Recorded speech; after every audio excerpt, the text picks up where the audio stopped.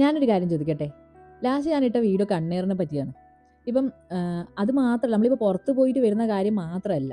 പക്ഷേ നമ്മളിപ്പോൾ ഒരു ഇൻസ്റ്റാഗ്രാമിലോ, ഫേസ്ബുക്കിലോ എവിടെയോ വാട്സാപ്പ് സ്റ്റാറ്റസ് ആയിട്ടൊക്കെ നമ്മള് ഹാപ്പി ആയിട്ടിരിക്കുന്ന ഒരു ഫോട്ടോ ഇട്ട് കഴിഞ്ഞാൽ അടുത്ത ഒരു 1 മണിക്കൂറിലോ 2 മണിക്കൂറിലോ നമ്മളെ ഹാപ്പിനെസ് കംപ്ലീറ്റ് പോയി നമ്മൾ ഡൗൺ ആവുന്ന ഒരു സിറ്റുവേഷനോ, ഒരു വാർത്തയോ എന്തെങ്കിലും കേൾക്കാം.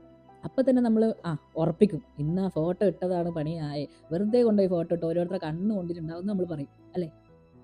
അല്ലെങ്കിൽ നമ്മളെ വീട്ടുകാർ പറയും, "നീ എന്തിനാണ് ഫോട്ടോ ഇട്ടേക്കണേ? ആൾക്കാരെ കണ്ണ് കൊള്ളാനാണോ?" അപ്പൊ അനക്ക് മനസ്സിലാവാത്ത ഈ സെലിബ്രിറ്റീസിനല്ലേ ഏറ്റവും കൂടുതൽ കണ്ണ് കൊള്ളണ്ടേ?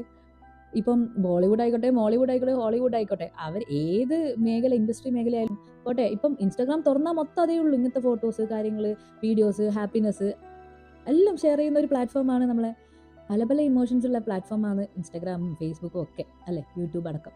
അപ്പം അങ്ങനെ ഒരു ഫോട്ടോ ഇട്ടാലോ ഒരു വീഡിയോ ഇട്ടാലോ നമ്മൾ സന്തോഷിക്കുന്ന ഒരു കാര്യം നമ്മൾ ഷെയർ ചെയ്ത് കഴിഞ്ഞാൽ നമുക്കവിടെ തകർച്ചയുണ്ടാവുമോ? സത്യത്തിൽ ഇത് നമ്മൾ ആളുകൾ കണ്ണുകൊള്ളുന്നത് തന്നെയാണ്. അതിൻ്റെ എഫക്റ്റാണ് നമുക്ക് വരുന്നത്. ഇതിൽ നിങ്ങൾ വിശ്വസിക്കുന്നുണ്ടോ? കമൻറ്റ് ബോക്സിൽ പറയാട്ടോ.